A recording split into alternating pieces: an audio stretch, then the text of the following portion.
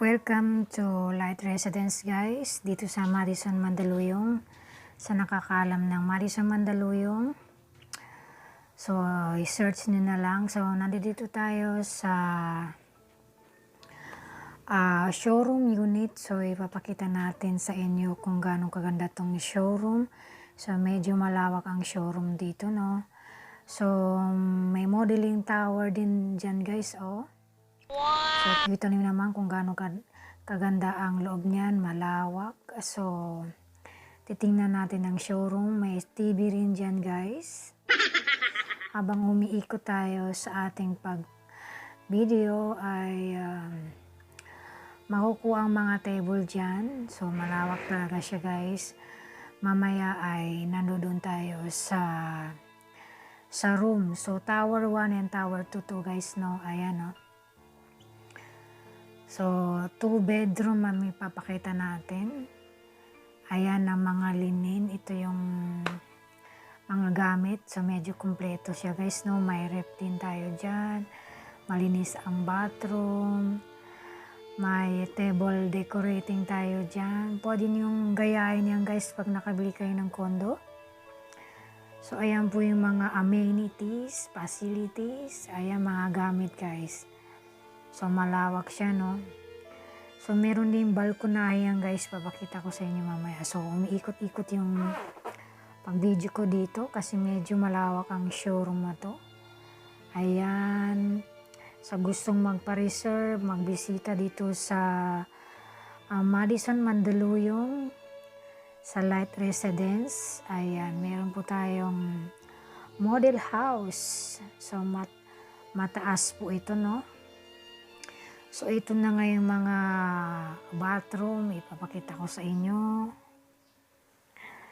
Kayo nang humusga sa video na to.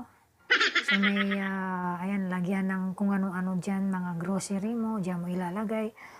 Whatsoever na pwede mong ilagay dyan. Kumpleto po tayo dyan sa mga bagay-bagay. So, ito na nga yung, ano to, no? Balcony. So, nandito na nga ako sa may balcony, no? So, ayan po yung makikita nyo. So, balik tayo dun sa may kabila naman. So, ayan na yung model house, guys. So, napakataas, no? So, ayan na nga yung model house. Dito lang po yan sa Madison, Mandaluyong, guys.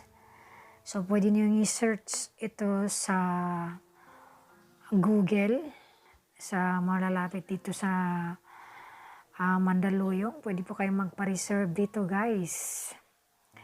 Ayan, so comment down below lang dyan guys kung gusto nyo magpa-reserve. Ayan po yung reception. Medyo malawak ang so nandito na nga tayo sa master room.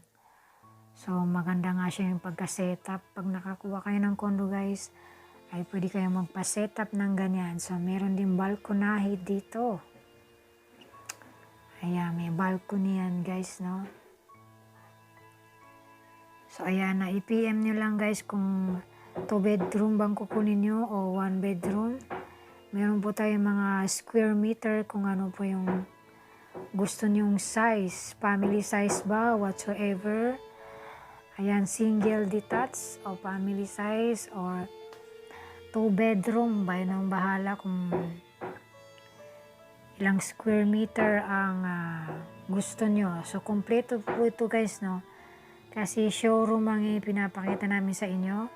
So, pwede po kayo mag-setup ng ganito. Table setting, ayan, medyo kompleto na rin at maganda yung pagkalagay. So, thank you for watching. Yeah!